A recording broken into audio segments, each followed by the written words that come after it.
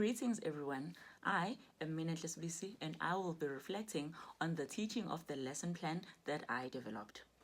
Let me give you the background of the lesson. So the lesson focuses on quadratic functions, also known as parabola for grade 11s.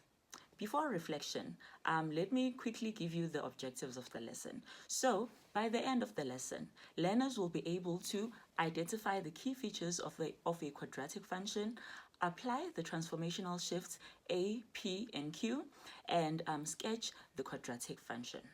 So reflecting on the introductory activity. So learners had to open Desmos. So Desmos is an ICT tool that I had incorporated. So they open the Desmos, and then type in the general equation. So the general equation of a quadratic function looks something like this. So after that, they added the sliders A, P, and Q. So this is what they added. And then by moving the sliders, they were then able to explore how the graph behaves. So is it facing upwards or facing downwards? Does it move to the left or to the right, or does it move upwards or downwards? So these are the parameters that help the learners explore how the function behaves. So with regards to the SAMR level for this activity, it is Desmos. So Desmos replaced the traditional graph sketching, but it added the functional improvement, which basically, the dynamic sliders gave immediate visual feedback, making the abstract concepts more accessible.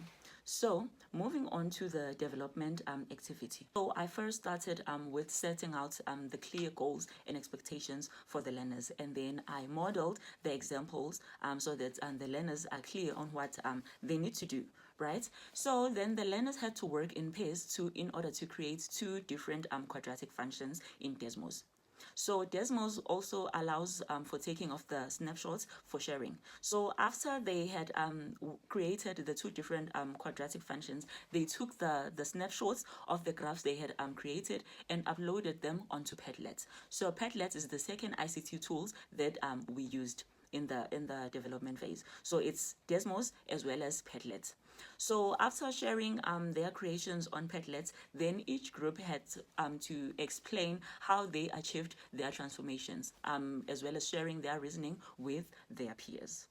So the SAMR level for this activity was modification, because the technology allowed learners to not only create graphs, but also to collaborate and to share them digitally on Padlet. Right? So Padlet transformed the task into a collaborative learning experience, which enabled peer feedback and collective reflection, which is beyond what paper-based sketches could achieve.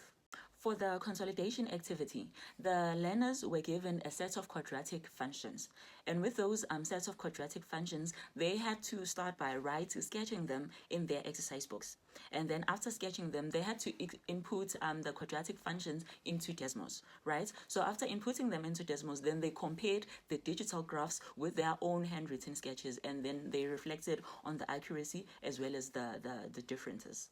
So the SAMR level with this consolidation activity was augmentation as well as modification. So at the augmentation level, Desmos provided a precise digital check against their manual sketches.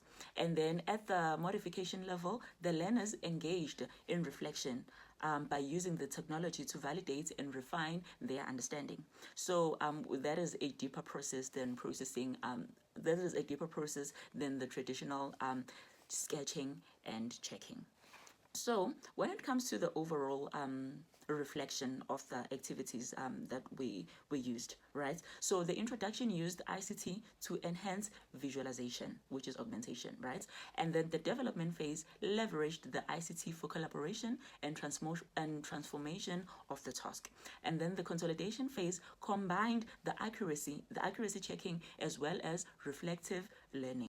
The activities that were used accommodated learners with their different levels of learning abilities. So it accommodated visual learners because learners who struggle with algebra could visually see the effects of the parameters A, P, and Q on the functions, right? And then it also accommodated average learners because the pair work and Padlet's upload encouraged collaboration as well as explanation. It also accommodated advanced learners because because Desmos allows learners to extend tasks by experimenting with more complex values. So it allows them to go beyond the basics. So that is all for the reflection. Thank you. Until next time.